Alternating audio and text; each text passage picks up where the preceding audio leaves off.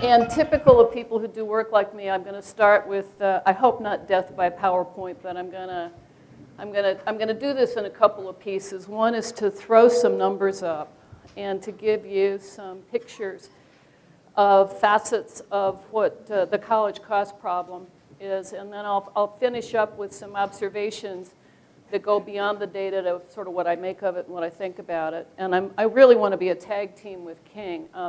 I've had the opportunity to share the podium with King on numerous occasions. And my experience is that it's a little like that old Saturday Night Live thing with Jane Curtin and Dan Aykroyd. And I'll do my thing, and I'll have some charts and graphs, and then King will do the Jane, you ignorant slut part. and then he will tell you what I meant to say. With apologies for what's about to come, let me. One of the challenges of getting a handle on the college cost problem, and I think it is actually part of the problem, is it is a topic that everyone thinks they understand, and everyone understands differently. It's a classic example of that old logic problem of the blind man and the elephant, where depending on where you are in the elephant, you can get the tail and think that it's a this, or the ear and it's a that. And the college cost topic is exactly like that. There are so many different pieces of it. So I'm going to go through not every single part of what we could conceivably put up on a screen about different pieces of it, but I'm going to run through what I think are the most common frames of the college cost problem and let you make sense of it as we move through it, recognizing that the solutions are someplace in the middle of all this. This is the most common frame. You've got these slides in your packet, just in case you can't see all of the little subtle charts and graphs. Most common framing is tuitions and what's been happening to tuitions and prices in college, which have been going up faster than CPI, double rate of CPI for the better part of 30 years. Higher than almost any other consumer area and way above median family income, which is here. Used to be that it was the single biggest number on here. We finally got something above it, health insurance. But there's no question that no matter how you slice and dice this and put financial aid in and everything else, it is a problem. Leading to, it helps if you read the little doohickey. Can you help me do this? Sure. Yeah. What am I doing wrong? Oh, well. I froze this. The next part of this, well, assuming we can get to it.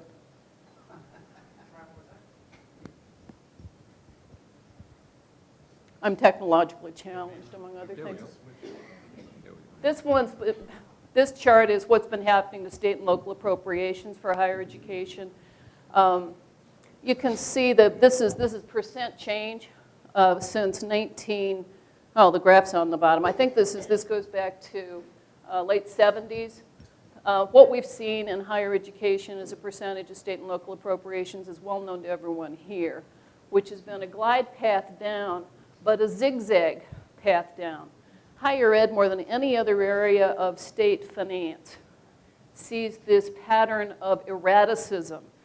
All other areas in recessions, you'll see things tick down. You'll see them go back up.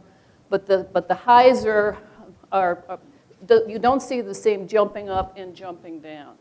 So we've got two problems here. One is the decline, and the other one is the zigzag. Any institution that's trying to manage to that zigzag has got a problem. Here we go. Next manifestation is how the public reacts to this and how policymakers see it. I have a couple of slides here with some public opinion data. This is what's been happening, the percentage of Americans that think that higher education is affordable. And those numbers have been going in a bad direction for the better part of the last 20 years. Majority of Americans now think that higher education is not affordable. And there's a growing percentage of Americans who think that the value being spent for higher education is not worth it. It's a minority, 40%, who believe that the value for spending is either excellent or good. If you peel into those numbers and look at what people think, you'll also see a growing share of people who believe that institutions can be doing more to control spending without compromising quality. Next frame has to do with what's happening inside the institutions. And this is the difference between what's happening in prices and what's happening in actual spending. The reality is that in most of higher education, certainly in public higher education, spending per student, education related, we're not talking about athletics, we're not talking about research, we're talking about the middle of the donut here. Actual spending has been either flat or going up at most about 1% per year. And so what we've got is a growing gap between what students are having to pay and what is actually being spent on students. This is for public community colleges nationwide. This is what's happening to tuition, the top line. The green line is spending per student, and the red line is what's coming from state and local appropriations. So you can see the gap here and all of the things that happen in between that gap. Students are paying for more, and yet even as they're putting more money into higher education, budgets are being cut. And so small wonder people don't think there's value for what they're putting in, because in fact, the tub is, the plug's out of the tub, so even as water's coming in the top, it's coming out the bottom. Explaining this gap between price and cost and why it is that spending's actually going down despite increases in prices has been one of the biggest challenges we've had with the Delta Project, with media and with policymakers who have almost an aphasic reaction to this. They think prices are going up, where's the money going? And there's this sense of almost conspiracy that it's got to be someplace. And the reality is that it's evaporating. Here's the same chart nationwide for public comprehensive universities like the Cal State University.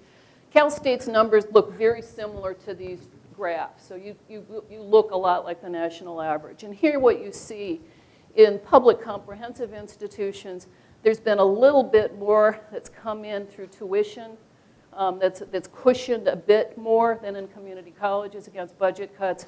But even so, in these institutions, you really don't have big increases in spending over time. And so you've got that same price-cost gap. Within the public sector, the research universities have come out the best. Big surprise, but if we're in that sector, tuition increases have pretty much kept pace with both enrollment and have allowed the cushion for the majority, not all, of budget cuts. Now, these numbers go just to 2009. Since we work with expenditure data, everything's a couple years out of whack. So if you want to mentally adjust for what's happened since then, you can take this line down here, et cetera. Nonetheless, within the public sector, you see, again, costs not increasing quite as fast as prices, but nonetheless, about 5% per year in real dollars, adjusted for FTE and costs. Of course, in the public, in the research universities, I'm sorry this is so messy. You can see the numbers in your graph, in your packet. One of the problems is that in the public research sector, they're competing in national markets with private research universities. And one of the other facets of the college cost problem is what's happening between public institutions and private institutions. And what's happened in the last 20 years is that the market advantage and the economic advantage among particularly the selective elite private research universities over publics has really opened up. 20 years ago, for every dollar in a public research university, the privates on average had $1.60. It's now $2.25 to 1. What that means is that public research universities that are trying to compete in that market, and they all are, whether they all need to be is another question, their faculty are being recruited away. They're losing students, they're losing resources. And so this is the standard that they're working against. So they feel a lot poorer compared to these guys than they used to. Next piece of the college cost problem. and that has to do with spending on labor. One of the common theories about what's going on in higher education and why costs go up in higher education is the assumption that it's all going to salaries, and it's in particular going to faculty salaries. Without belaboring this, that's sort of punny, isn't it? Without going, the proportion of spending on budgets going to faculty is flat or down. If you look inside of that, what you see is a bimodal pattern in almost all types of institutions, with the majority of teaching being done by faculty who are not full-time, who are not on tenure track, who are not getting benefits, and a significant proportion of faculty still on tenure, not necessarily doing most of the teaching. So you see a V shape in the faculty line. What's been happening around the country is that institutions have been managing faculty costs by shifting to part-time and less expensive faculty. You see more evidence of budget cutting inside universities on the instructional side than any other single area. Now, that is not to say that everything else has grown. I'm talking about evidence of budget or cost cutting. So you see the spending on salary outlays per employee, this isn't just faculty, it's been basically flat in most of higher education.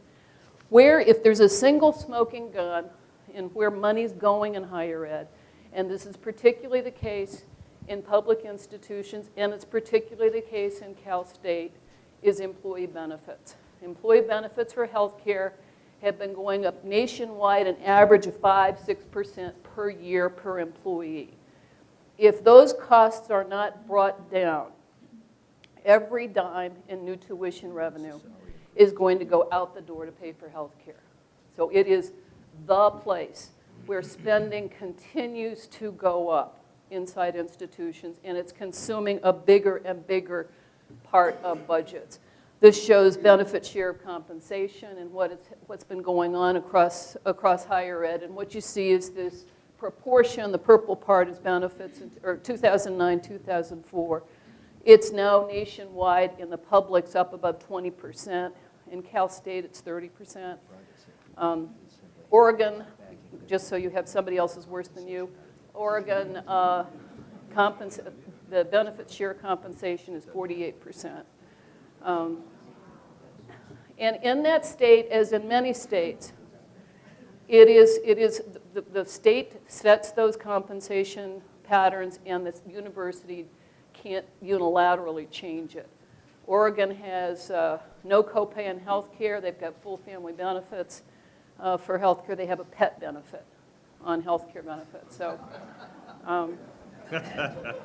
and you talk to and tuitions in Oregon now are way higher than yours, and it's going out the door for this type of thing. So it is. So another frame. We've gone past compensation. It's not going to faculty. We were seeing more bifurcation in the faculty, shift to part-time faculty. We see more and more going to health benefits.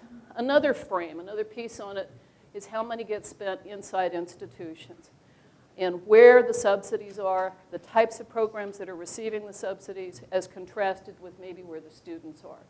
A couple of just very small points here, and we can talk about it more. Higher ed, particularly in public four-year institutions, has historically suppressed costs at the lower division level and used those resources as a form of subsidy for higher cost programs, particularly graduate programs and upper division programs. Nationwide, on average, 36% of credits are at the lower division level, 23% of spending on instruction. This is just inside four-year institutions. We're leaving community colleges out here. So what you see effectively, and you look at where the spending is for graduate, 12 and 4 versus 31%. So there's what's happening, and I don't say this to be pejorative, this is not a pernicious thing, it's just a fact, that we have these habits of spending and the ways that used to be the money was allocated this way that keep the cost lowest because of high class sizes, because of use of adjuncts, et cetera, at the lower division level, which is where also 70% of student attrition occurs. So when you look at where we're losing students in higher education, it's heavily in this first 2 years of college. And that also is where we have historically kept the spending the lowest. Now, research on the relationship between spending and student success is, like so much of the rest of this research, a little murky. And you can't say there's a straight line correlation between spending and student success. But the level of these numbers is too big, in my opinion, to be ignored. And I think if we want to be thinking about a piece of the cost problem and the types of things we need to be doing collectively to increase student success, we've got to be paying attention to it. This is a chart that shows where attrition is occurring in higher education, volume of attrition versus spending per student. And you can see late attrition really accounts for just about 10%, but the costs that have accumulated for late attrition are huge. So we've got upside down spending habits, and we have a problem of attrition and very costly attrition. The biggest cost to attrition probably are to students, but I won't belabor all that. Another frame, and that's how this is discussed and how it is perceived by different stakeholders within higher education. This gets back to the blind man and the elephant. This is a summary of focus group research that was done by Public Associates, snapshotting their takeaway from conversations with different groups inside higher ed about how they perceive the cost problem and what they think needs to be done about it. They talked to public opinion generally, state financial people, faculty, and college presidents, both public and private. And what they see is a classic case of different perceptions. Everyone agrees there's a college cost problem, and they all think they know what it is. The public sees a real collision between growing need for higher education, importance of higher education, and declining affordability. Their solution, keep tuitions from going up, period. State finance people, these are our pals in the Legislative Analyst's Office. Is there anybody here from Legislative? And they are pals. They see the real need for increased college attainment, higher ed attainment. They don't see any wiggle room in the state budget. They want to see productivity. They want to see increases in productivity, and they want to see improvements in retention. Faculty are typically, and we heard some of this in the last session, see the problem is the deteriorating quality of the students coming into their institutions. Their solution, fix K-12 and stop talking to us about productivity. Public college presidents see themselves caught in what a lot of people call the iron triangle, the assumption that there's a zero-sum relationship between access and quality and spending. And so if you cut spending, then the only way to do that is either reduce quality or cut back on access. And so they see themselves caught in that, and their solution is to change public policy and get more money back into higher ed.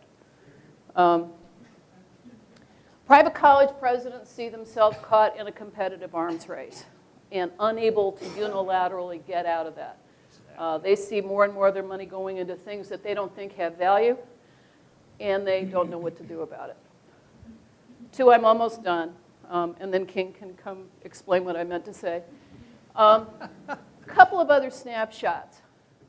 One of the things you see looking at higher ed, and it's gotten worse over the last 20 years, is a very stark picture of economic stratification. Most people have a mental picture in their mind of what higher ed finance looks like. And what I've learned in Washington in particular is that what most people there have in their heads about what a university looks like is a private college or a research university. It's where most of them went to school. So a lot of people have this frame about what higher ed spending looks like, where the money comes from, where it goes. The problem is that generalizations other than this one about higher ed finance are wrong. The difference in the financial habits and characteristics of elite private colleges and community colleges are enormous. You really can't generalize. what we did in this chart is just a snapshot. How much spending is going on per student per year on average? Again, this is for just education and related average costs. Doesn't have research in, doesn't have auxiliaries, no hospitals. So you see in private research institutions nationwide average spending of around $35,000 per student per year. Numbers are actually 75. They're over 100 at Williams. So you've got this sector averaging this across the country compared to community colleges at the far end, closer to $10,000 per student per year. The purple line is the number of students nationwide enrolled in those institutions. So I think you can see with this snapshot a pretty perfect inverse U.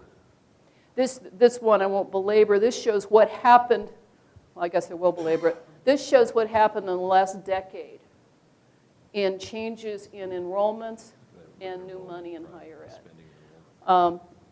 Over 1 million plus new students in community colleges, no new money, flat spending, budgets down in many states. As contrasted in the private research sector, where just in this period, spending went up by 7,000 on average. So when the critiques are done about higher ed spending, and there's an awful lot of them, and the climbing walls, and the faculty who aren't teaching, there's probably some places where that is true and where that is happening. It's not happening at the far end of the continuum, though. Two other quick things, and then I'll stop. This has to do with how we use data and how we make decisions about finances in our institutions. This is a summary of some focus group work that was done with finance officers about how transparent their data are and whether or not they use fiscal data in making decisions. And you'll see what they're asked the question, will greater transparency in finance and better use of data and decision making be a good thing or a bad thing? Overwhelmingly, these guys are saying we don't do a good job using data, and we're not really, and we could do a lot more with our budgets and with our spending if we had better information and we used it better. I'm going to say a couple things before I probably pass time. A couple more things I want to say before letting King take over, which have to do with sort of what I make of this and where the conversation goes. Obviously, you can see from my presentation, I think that we need to do a lot more to bring data to bear and to be bringing an evidentiary lens into a very overheated conversation where there is more heat than light. But as I've spent time with this topic in the last couple of years, one of the things that I see happen in the conversation is that people looking for solutions to the college cost problem frequently go to technology and to distance-based learning and to alternative ways of certifying knowledge as the way we're going to get out of this. And I want to say a couple things about that in closing. Clearly technology and alternative forms of delivery are going to be a really critical part of this. I think it's already happening. I guess I think that the assumption that this is the solution is based on three things that I don't agree with. One is an assumption that institutions, that colleges and universities cannot change and will not change. And that therefore, if we're to get what we need, more attainment and very difficult financing times, we're going to have to break out of the models that we have and go outside of conventional institutions. Now, anybody who's been around higher ed who thinks that their institutions are easy to change is probably delusional. But I don't agree with the premise that institutions can't be changed. And in fact, I guess I agree with, I think Adriana Kizar was at USC, did some research in which she argues that higher education suffers from too much spasmodic change, which isn't sustained and which isn't strategic. And so at the end of the day, nothing happens because everybody's fomenting all the time. So I don't buy that the institutions can't change. I also think that there is a big part of this framing at the public and political level that is both anti-institutional and is explicitly anti-faculty. And I don't, we can get into why that's happening. It's something that we have to pay attention to. I don't believe that faculty, as you can see from the spending data, are the college cost problem, but certainly the tone of faculty discourse about the problem and the solutions is part of the problem. So I don't believe we need to give up on institutions. I certainly don't want to give up on faculty, but I think it's at the nub of what we have to be paying attention to.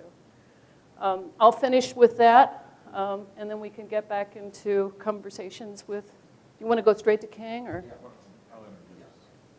We're going straight to King. I'll introduce them. All right. I'll stop.